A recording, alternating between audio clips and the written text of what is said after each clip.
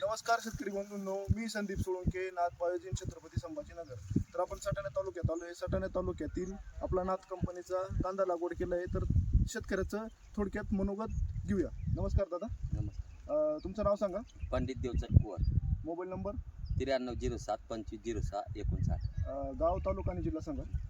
गाव टिगरी, तालुका सटाणा, जिल्हा नाशिक. बरं. तुम्ही कोणत्या कंपनीचा कांदा लागवड केला आहे? नाथ कंपनी. कोणतं नाव, व्हरायटीचं नाव काय? 1067. 1067 व्हरायटीमध्ये तुम्हाला वैशिष्ट्य काय वाटली चांगली? बियाणा फरक वाटत बा, कलर चांगला बा कांदाले, रोग काय नाही बा कांदावर, इतर कसं नाही बा कांदाले. बरं. आणि किती दिवस ना प्लॉट नाव? 2 महिना 15 रोज ना. 2 महिना 15 दिवसाचा प्लॉट झाला. हम्म. तर आज रोजी जर काढायचं म्हटलं तुम्ही, तर किती टक्के निघू शकतो माल? म्हणजे जर काढण्याचं 50% निघ बा ते तर काढायचं म्हणजे. आज ते 50% नाही. अजून जर आज 15 दिवस जर तुम्ही जर काढा ठर आहे, तर मग किती माल निघेल? पुरं निघ जाईल. पूर्ण निघेल जाईल ना. तर बघा शेतकरी मित्रांनो, सटाणा तालुक्यात तर सर्वप्रथम आपला कांदा लागवड केलाय नाथ कंपनीचा 1067. तर कांद्याची एक समान साईज आहे, एकसारखा माल आहे, कुठंही प्रकारचा रोगराई नाही. बघून घ्या. आणि कांद्याची साईज वगैरे बघा तुम्ही.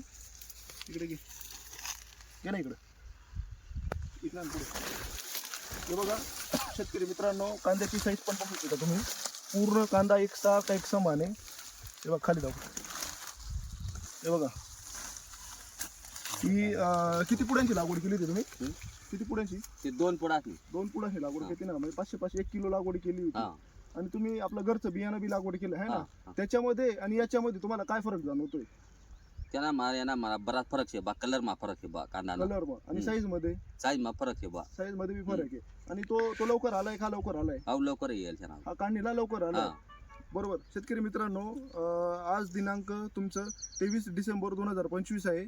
आणि आज रोजी 2 महिने 15 दिवसाचा प्लॉट झालाय. तर अजून 15 दिवसांचं पूर्ण प्लॉट निघून जाईल. म्हणजे 2.5 महिन्यात कम्प्लीट ही व्हरायटी निघून जाते नाथ कंपनीची 1067. तुम्ही जर आता ही व्हरायटी पुढच्या वर्षी शेतकऱ्यांना, म्हणजे हा वर्षी आपला सीझन निघून जाणार, पुढच्या वर्षी येणार होतं सीझन आहे, त्या शेतकऱ्यांना काय सांगणार? ही व्हरायटी लागवड केली पाहिजे का नाही केली पाहिजे? मग या सांगतो ना, या शेतकरी सगळ्या आईस वराटीला बा 1067 ही व्हरायटी लागवड केली पाहिजे. धन्यवाद. धन्यवाद.